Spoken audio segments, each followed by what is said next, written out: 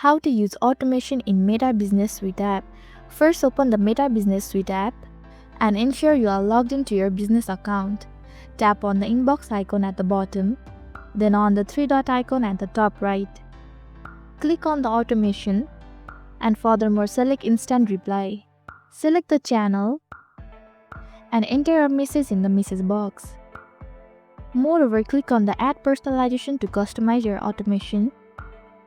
Customize your automation. Hit the Add option after customizing and tap the Save to apply the automation.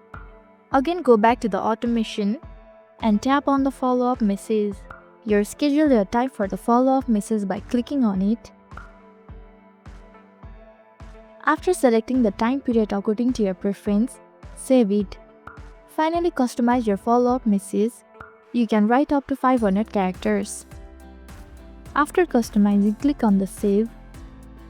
Again, tap on the Save option at the bottom. So this is how to use automation in Meta Business Suite app.